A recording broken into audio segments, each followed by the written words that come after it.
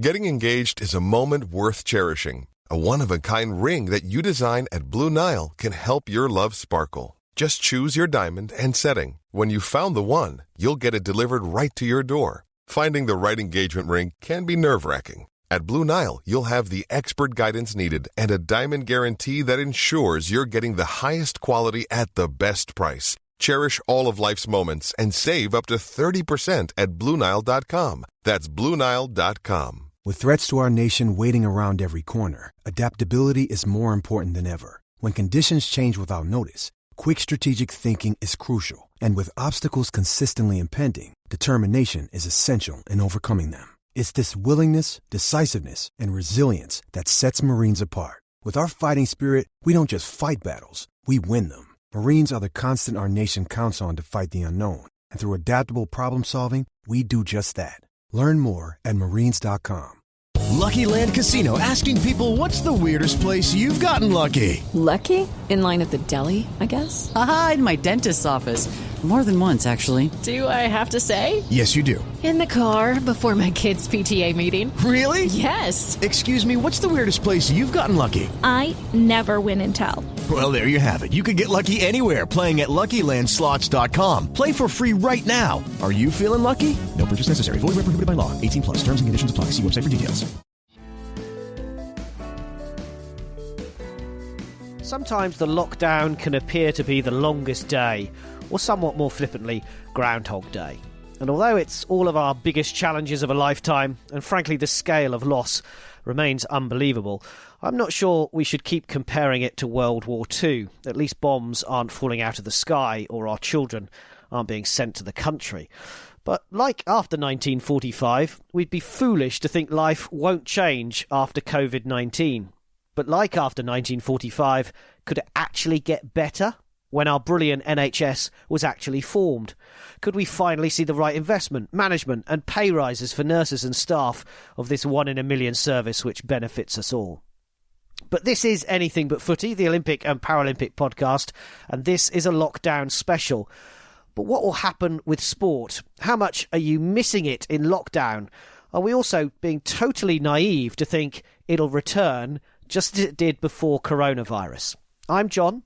And I'm Michael, and in this episode, as well as rounding up some of the sporting, or shall we say non-sporting headlines you may have missed, as we always do, of course, on Anything But Footy, we also wanted to look into the crystal ball, look ahead to what happens after lockdown. Will the 2019-2020 seasons ever finish?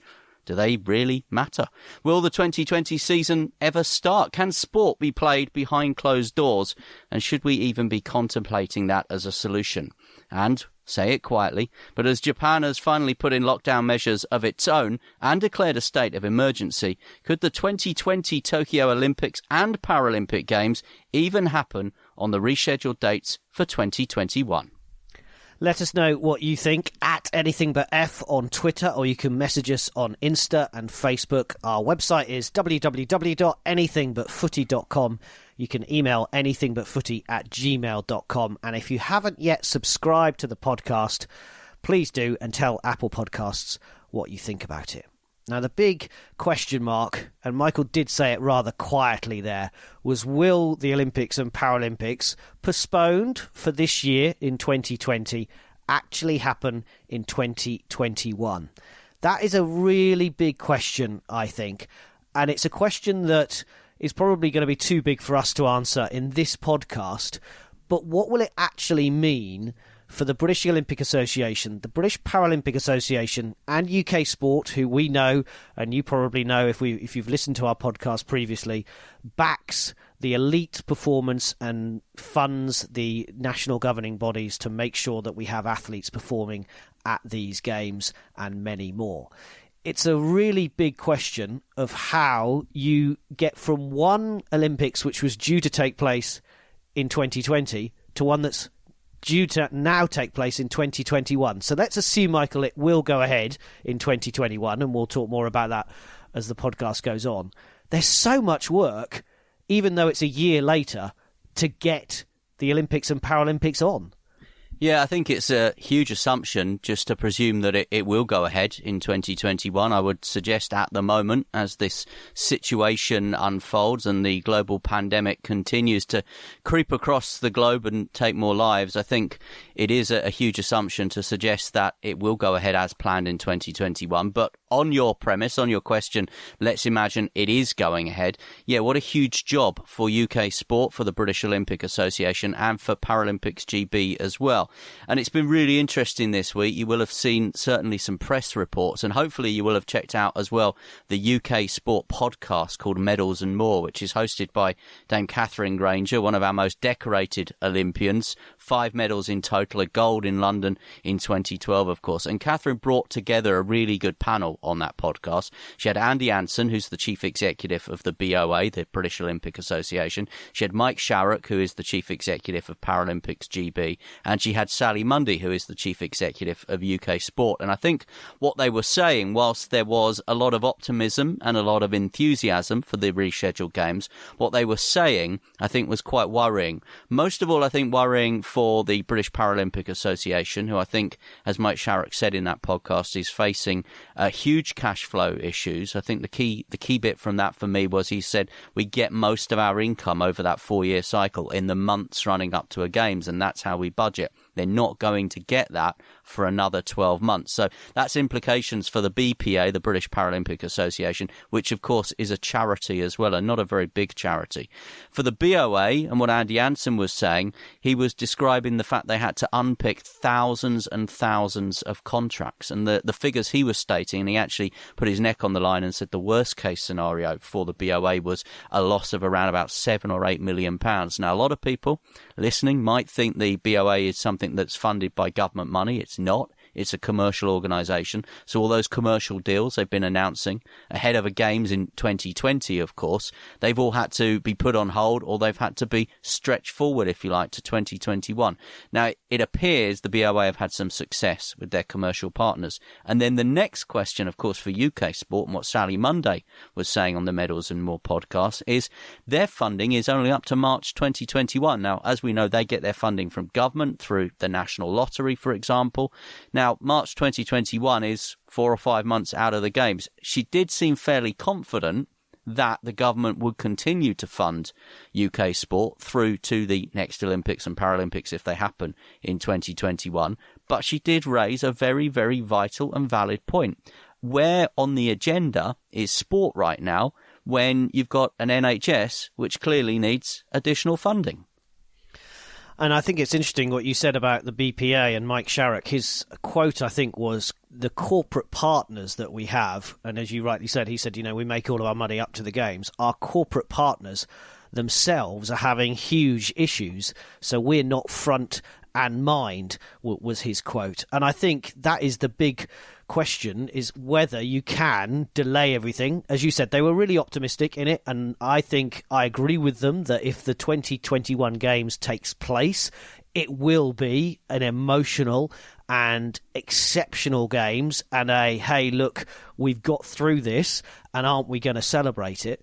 But we don't know whether we are going to be at that point in a year's time. And everything you read and see and think about, and all of us are locked down at the moment and continue to be so for another 2 weeks at least, that you wonder whether sport, as you rightly say, Michael, can get to a point where it somewhat gets back to normal. The reason why we mentioned the Medals and More podcast is that Michael and I helped produce that and help get it out, and we would recommend that you go and have a listen to it. If you haven't heard it yet, it's on Apple, it's on Google, it's on Spotify. You can find the links on our social media. But I wonder, and it wasn't something for them to debate at that point, but we can, Michael. I wonder whether this year, where they obviously have their work cut out really over the next 12 months to get to where they need to be, but with a break in sport, and there hasn't been any football or sport now since March the 13th, March the 12th, March the 13th, something like that. By the time sport may come back in 2020, it could be 2 or 3 months where we really haven't had any sport in this country. Is it time to sit and evaluate whether sport in this country is being run in the right way? And we actually take the opportunity in this downtime to look at it. And the reason why I bring this up, there was a brilliant article in the Sunday Times last week. I only just managed to read it the last few days because of homeschooling and various other things that are going on in the Cushing household. But Jonathan Northcroft, who is the chief football correspondent, I think, for the Sunday Times, and he wrote a really interesting article, and it wasn't about footy, which is why we can talk about it on anything but footy. It was all about how in 2004 and 5, I think, the NHL had a whole season, so that's the National Hockey League in America, had a whole season where they didn't play because of strikes and various reasons. And what they spent their time doing is refocusing their business model. And they actually came out stronger, and the sport is in a much stronger place. The NBA, so the National Basketball League in America, during this coronavirus, have already said they have relooked at their business, and they will not start their seasons from now until December, because they also have realised that they didn't want the NBA clashing with when the NFL is taking place, the American football season. So isn't this something that our sports should be looking at? I think in this country we should be looking at the way that sport is set up. And I think we've got a myriad of bodies running sport in this country. Aside from, say, the Premier League, the Football Association and the Football League, and then all the individual FAs that are running football, aside from that, which is a question for a football podcast, if you look at what our area of expertise is, which is Olympic and Paralympic sport, we've debated this and discussed this time and time again. The general public don't get the difference between supporting Team GB and Para-GB. Even so-called expert sports reporters, broadcasters and journalists make that mistake on their bulletins and in their articles time after time after time. I pick up a lot of people on social media about it. So if the general public and the people reporting on the various events don't really get the difference between Team GB and Para-GB, then you know, how is the casual fan that comes to these sports, these games every 4 years going to get that difference? And then you've got UK sport, which is another body, which of course is allocating the money. And then the tier, if you like, between UK sport, the BOA, the BPA, I'm probably already losing people here with the acronyms. You've got the NGBs, the national governing bodies, and they're reporting to the IFs, the international federations. Do keep with me, please. The national governing bodies are the people like British Athletics, British Cycling, British Gymnastics. They are the organisations. Some of them are just responsible for elite athletes. Some of them have a responsibility to grassroots and mass participation as well. So, for example, British Gymnastics will look after people going for gold medals at the Olympics. They will look after your son, my daughters in their gymnastics clubs that they do locally. Yeah. British Cycling is the same, but then you've got organisations like GB Boxing that purely and simply are there just to administrate the boxers going to an Olympic Games, for example. So then if you've got that sort of situation, you've got organisations like Boxing England, Boxing Scotland, all feeding into that as well. So what you're getting is a picture here of a huge, huge cluster of organisations, all kind of with similar roles and responsibilities. There is the mass participation, the grassroots, the general health and well-being of the country, which I think has been brought sharply into focus during this lockdown time. And then you've got the other side of it, which is obviously the medal moments, which is, you know, what the BOA, the BPA and UK sport are mainly interested in, is creating those medal moments.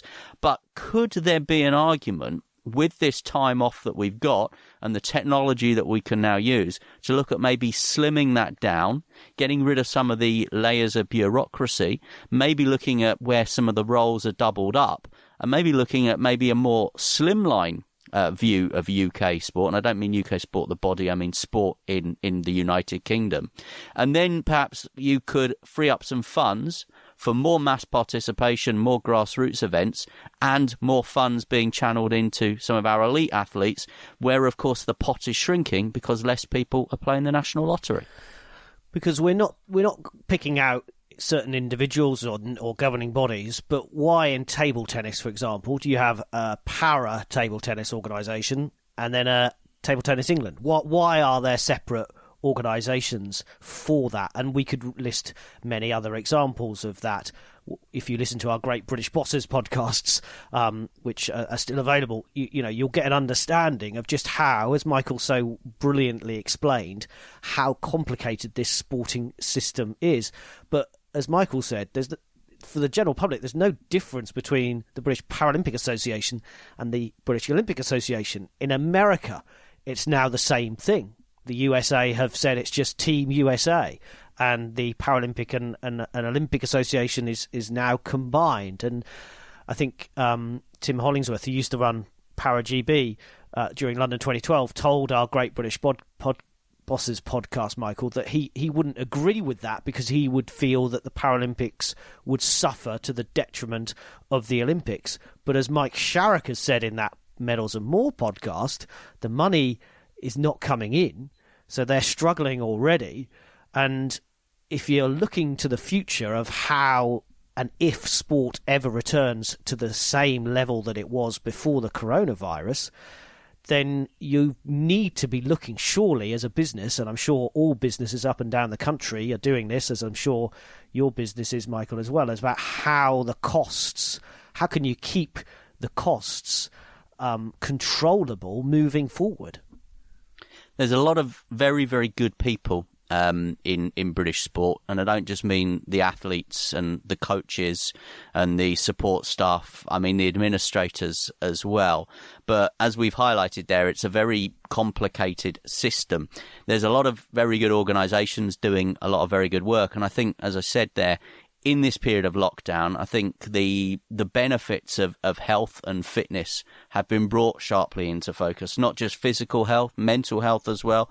I think we've seen how important it is. And that's why I don't think we need to apologise for discussing and thinking and talking about making plans for what happens next for sport. It might seem sport quite a trivial matter at the moment, where you see what is happening on our hospital wards and in our community hospitals, for example. It might be quite trivial to talk about when the Premier League is going to be coming back, or should British athletics cancel the anniversary games, for example, when, World Athletics have cancelled so many Diamond League meetings and the European Championships have been cancelled.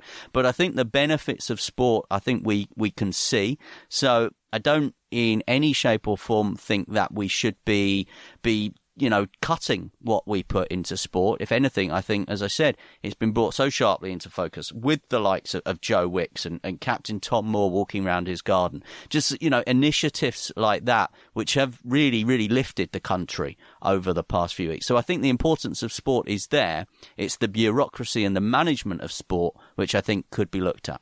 This is Anything But Footy, the Olympic and Paralympic podcast, and a lockdown special looking at what sport could be and whether we should be looking at sport not returning in any way, shape or form in normality for a number of years. That's the big question, Michael. If there is no sport until the end of 2020, which we understand that could happen, that there might not, I know the government have now come out and said they're going to talk to the football and cricket authorities about how they can stage some football and cricket over the coming months and are trying to speed that process up. But in real honesty, when you've got Holland cancelling major events, and I think Ireland have done it as well until at least September the 1st, and Holland have ended their football season and just cancelled it, no champions, no relegation, nothing. If there is no sport until the end of 2020 and you haven't looked at your business, and I include the Premier League in this as well, even though we're not talking football particularly, but if you haven't looked at how your business has been operating and how it will operate moving forward, there is something fundamentally wrong there as a business. Yeah, which is why I think what I said earlier about the fact we have good people and good administrators running sport in this country and at the top end of sport in this country. It's why I'm confident that the doomsday scenarios, if you like, of some of our smaller sports, I use that word carefully because I'm sure some of the sports listening right now wouldn't like to refer to themselves as the smaller sports. I'm sure the Premier League will come through this pretty much unscathed, and I also think we will soon get back to Premier League football rather quicker than we sort of imagined we would, where we thought there might be a massive sea change in the culture. I think we'll probably forget that, and the whole be kind thing will probably go out the window once we get back into stadiums and all the rest of it. I think we'll return quite quickly to that. But yes, some of those so-called smaller sports that don't have those embarrassment of riches as well, I do think there are some good people at the top of those sports, and one of those good people actually sent us a message this morning, and I think, you know, it's worth highlighting, and that's Adrian Christie, who was actually our first guest on Great British Bosses, and he runs Badminton England, a sport that obviously had to restructure once they lost UK sport funding, despite winning a bronze medal in the men's doubles in Rio at the Olympic Games. So, you know, Adrian Christie took that organisation through what was a very difficult time, and he makes a very valid point, I think, on social media. As I said, he sent us a message this morning about this. We are getting very, very wound up about when Ben Stokes, when Harry Kane and others can get back to playing football, playing cricket. But what about our badminton players? And he highlighted one, which is Lauren Smith. And actually, is there not an argument to state that badminton would be an ideal sport to start reintroducing back into the calendar, what with it being a non-contact sport, a sport where social distancing is fairly obvious because you have a net between people, whereas actually we're talking and trying to rush contact sports back, where potentially as well we might be bringing people back into stadiums too. I actually think there is a very good argument to say some of these sports that don't get the profile of football and cricket might actually be the ones to bring back beforehand.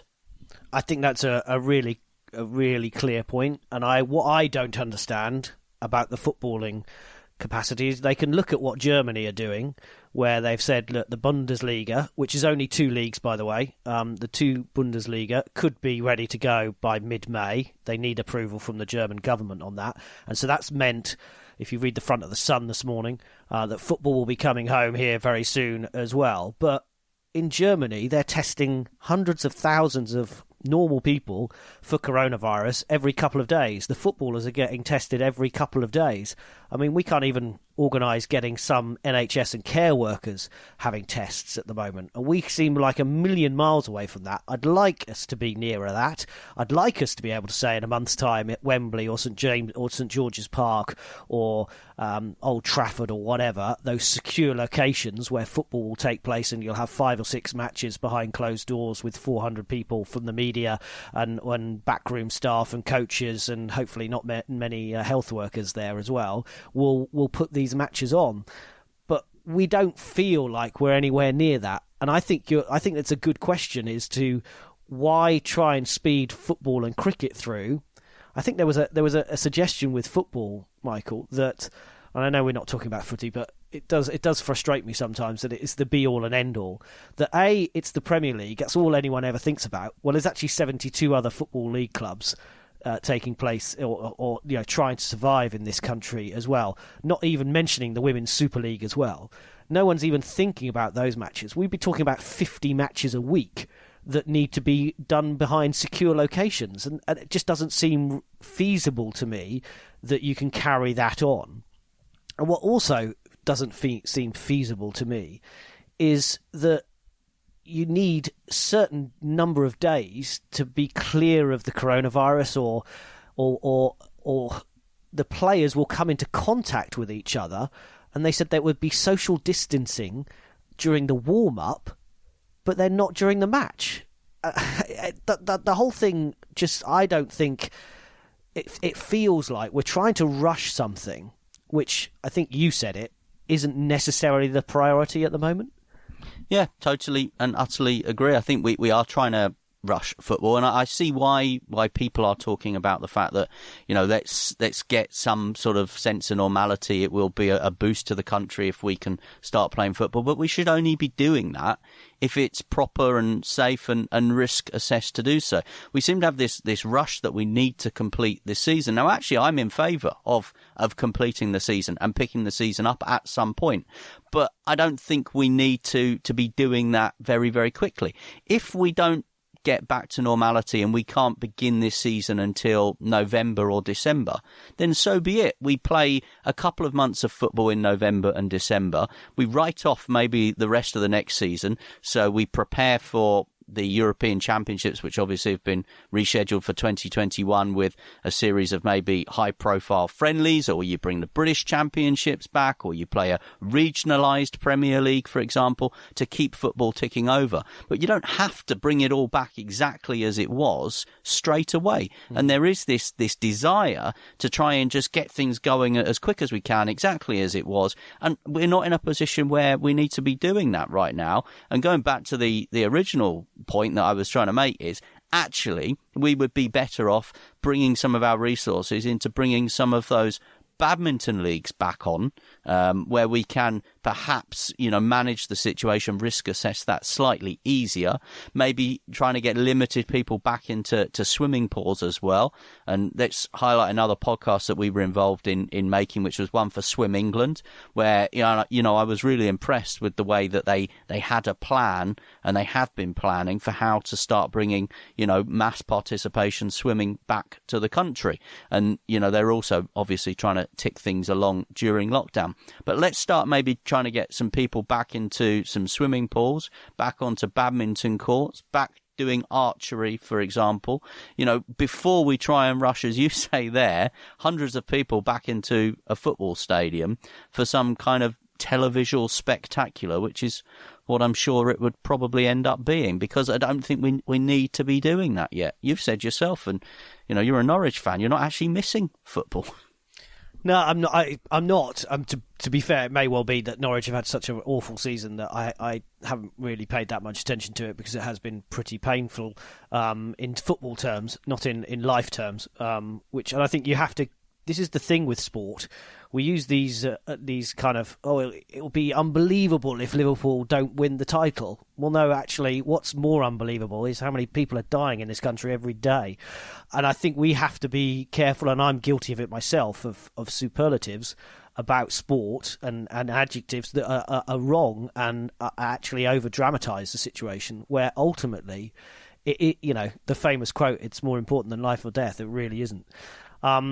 Just on lockdown, Michael, sport behind closed doors, something that you could think would take place. We've got the Tour de France moved to August, the Masters Golf there as well, the French Open in September, the London Marathon hopefully in October. It should be this weekend, of course, but as in the first time in 40 years, that's been moved 6 months on. Could you see sport working as a spectacle with no crowd? I think it would be very difficult. I think it would be a compromise, and I think it is perhaps part of the solution. I mean, I've worked at football matches at various levels where there's not been much of a crowd, where you're talking about, say, reserve team football, and it is a very, very different atmosphere. So as a broadcaster trying to commentate on a reserve team match where maybe you've got 100, 200 people crammed into one small part of Ellen Road, compared to where you've got maybe 40,000 on four sides and you've got a real high intensity championship football game. It could happen, as I said. I think it could be part of the solution. There's a lot of those events that you just mentioned there. I can't see how you would do the Tour de France behind closed doors. No, in some ways I'd like to see it, but I don't know how, as you say. I'm not sure how you would manage the Tour de France behind closed doors. I think, stadium sports like rugby, like cricket, like football could potentially do it. But again, I feel like I'm repeating myself time after time, and probably we should look at moving the conversation on. But we don't have to do it. If it's not right, and we are putting people at risk, even if it's, as you say, they're just a few hundred members of the media and the broadcasters that would go. And I'm sure that the way that the media reports sport and the way that broadcasters broadcast sport might change. I don't think we're going to see all of those members, all that personnel needed on site all the time. That's a little bit of an aside, but I just don't see why we have to get it back so quickly. Let's get it back when we can get it back, and when the time is right to get it back. If you want to have your opinion and it disagrees with us in particular, get in touch at anythingbutf on Twitter or via our website, anythingbutfooty.com, or email anythingbutfooty@gmail.com. I'll get the hint. I will move on in a moment. We'll round up some of the other Olympic stuff, but just on missing sport, has actually the fact that there has been a bit of a break in football, tennis, cricket, rugby. Actually, isn't this beneficial from a sporting perspective, that actually people are potentially going to miss it more? It is more in demand. It is more in demand from sponsors moving forward. So family time has become really important for everybody in the UK and around the world who are in lockdown. But actually, when sport comes back, it will show a different kind of passion that we all have for sport. But actually, it will benefit from it, because maybe moving forward, you should have more of a break from Football of the Year, because it does then allow you to whet your appetite for it to come back and you'd be more excited about it coming back. Yep, I think, and going back to that point we said about the Olympics and what the guys said on the Medals and More podcast with UK Sport, if the Olympic Games goes ahead in 2021, it will have been 5 years since the previous Summer Games, and I think there will be a level of expectation and excitement for that Games, the like of which we've never seen before. Why do we like the Olympic Games so much? Because it's only every 4 years. I think that is a key thing. You know, World Championships happen in most sports every year, in athletics every other year. The football season just seems to roll one into the other at the moment. I can remember growing up when the season ended, it felt a significant period of time before the next season started. Have I been missing sport? I've been watching a lot of old sport, archive sport. So, you know, Don't they wear really short shorts? Depends what era you're looking at, to be honest. I mean, I've been watching a lot of the World Cup classics on the BBC and some of the FA Cup rewind programmes as well. I've been catching up with a few things online. I watched the 100 Years of Leeds United DVD with my... You really had a quiet day that day, didn't you? With my quite bored youngest daughter. She wasn't overly interested in it. So am I missing sport? I think there are occasions in the sporting calendar that I look forward to, like the Open Golf, like the Masters Golf, like Wimbledon. But having said I look forward to them, I haven't overly missed them. I didn't sit there on Masters weekend and stare into a blank abyss and wish that the azaleas of Augusta were in front of me. When it does happen, yes, I'll sit down and watch it and I will enjoy it. But I wouldn't say I've necessarily been hankering for it. But I know there are other people, and you know, we've spoken to friends and colleagues of ours in the sporting world that are feeling it more. They do wake up on a Saturday morning, and there is a hole in their life, a sports-shaped hole in their life. Some people are. Personally, despite being a massive sports fan, as I said, I've been enjoying catching up on some old and some archive sport, and yeah, I think I'll enjoy it more when it comes back. Well, let's give them some sporting headlines then around the Olympics. The sailing team for Great Britain has been confirmed that it will be going to the Games in 2021, assuming they take place, and it's the same team that they've already announced. The 15 sailors will represent Team GB. They're not going to change it or relook at it, and it's the same with the canoeists as well. Yeah, the slalom canoe team stays the same. As far as the sailors are concerned, then the likes of Hannah Mills, Giles Scott will get that opportunity to try and retain their Olympic titles. What we are seeing, though, is we are seeing a couple of names that probably would have gone to the Games this time around that have just said 1 year on is probably 1 year too many. Tom Ransley, the rower, bronze medalist in 2012 and a gold medalist in 2016. He said that he just hasn't got the appetite for another 12 months of going on and getting, on the Thames every day or into Eton, Dorney Lake, whatever it is, every day. So he's decided to pack it in. I think we'll see some others doing that as well. Interestingly, Tom Daley, I think, was targeting this Olympics and then perhaps another one as well. He's another athlete we've spoken to for one of our podcasts for the London Legacy Development Corporation, talking about his love affair with the London Aquatic Centre. Whether Tom Daley really honestly feels that he could go on to another Games, a fifth Games in Paris in 2024, we'll have to wait and see. But there'll be a lot of resetting for British athletes now over the next 12 months. Yeah, you spoke to Tom Daley it's called the Queen Elizabeth Olympic Park Pod. As I say, it's on Apple, it's on Google, it's on Spotify, it's on our social media links if you want to find it. Queen Elizabeth Olympic Park Pod. You spoke to Tom just before lockdown, didn't you?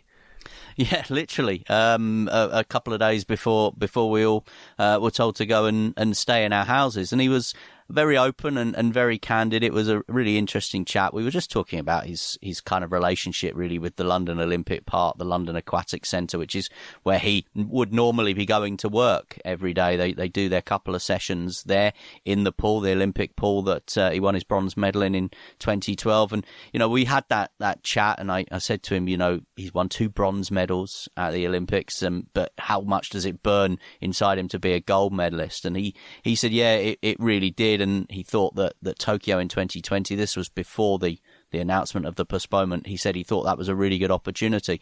And he said, but who knows? He said, I could go on and do another one. And you look at someone like Rebecca Gallantry, who I think went to the Olympics as a diver over the age of 30. So, it's not unheard of, although diving is a young person's sport, more or less. And I think the interesting thing that Tom said, the one sort of highlight I would say, is that he knows his body better now. So he's training smarter. So he's not maybe putting his body through what he did in the early days. And that might help some longevity. But as I said, I think there will be some decisions for lots of athletes about another year. You look at someone like Alistair Brownlee, for example, as well, who probably was thinking that 2020 would be his swan song. He's obviously, his season, as the world triathlon season has obviously been curtailed. Will he fancy another year? I think, probably a lot of these athletes will feel, I've gone on this far, I can give it a go. But I think there'll be some probably unusual results in 2021. I don't think it won't have an effect, the fact that we've probably had to take 6 months off elite sport. I also forgot how tall Tom Daley is. Compared to me. Well, I didn't like to point that out. Everyone's tall compared to me. It's why I use that photo on social media of me and Hannah Mills, because I think she's the only Olympian that I've got an inch or two height on. A couple more ideas before we go. Lots of jokes doing the rounds about sports personality of the year. Yep. What on earth's going to go on that? I mean, you mentioned a couple of probably contenders. Joe Wicks being one of them. He would be my favourite for that. PE every day, 9 o'clock on YouTube. And if you've never done it, I highly recommend it. I haven't. I would recommend it. I mean, you always say to me, I need to run a marathon. I don't need to do 26.2 miles, but you need to do a Joe Wicks before the lockdown is. I'll do a Joe Wicks half an hour if you do a marathon. Not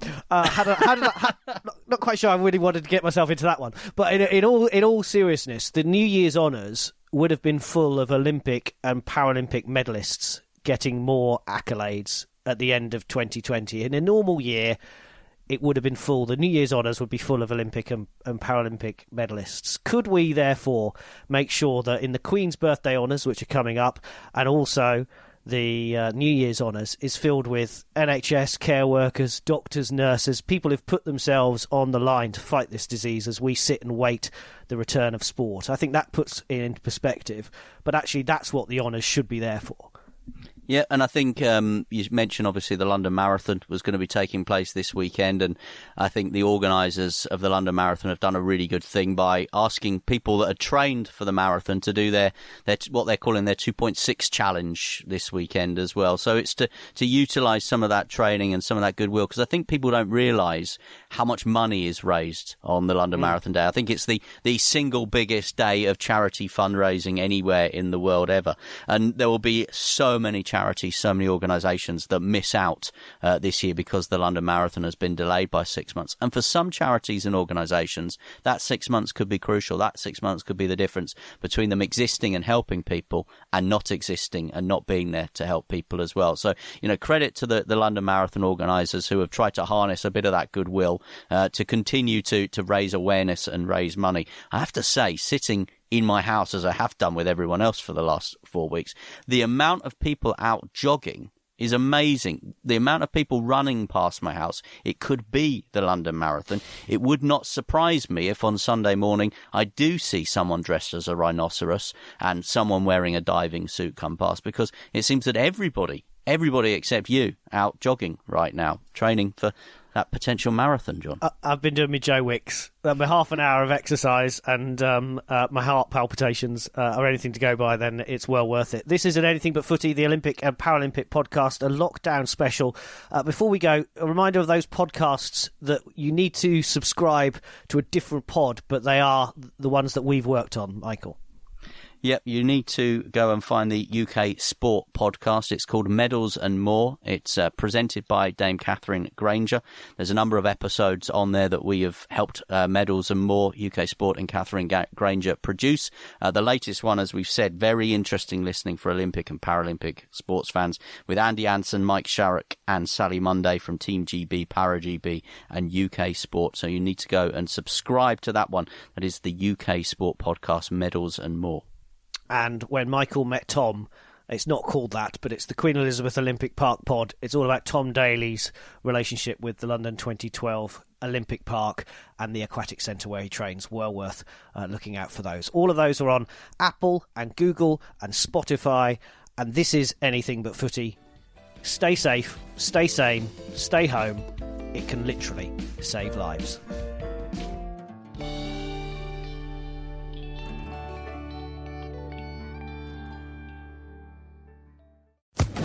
Social Podcast Network. Okay, round two. Name something that's not boring. A laundry? Ooh, a book club. Computer solitaire, huh? Ah, oh, sorry, we were looking for Chumba Casino. That's right, ChumbaCasino.com has over 100 casino-style games. Join today and play for free for your chance to redeem some serious prizes. ChumbaCasino.com. No purchase necessary. Void where prohibited by law. 18+ terms and conditions apply. See website for details.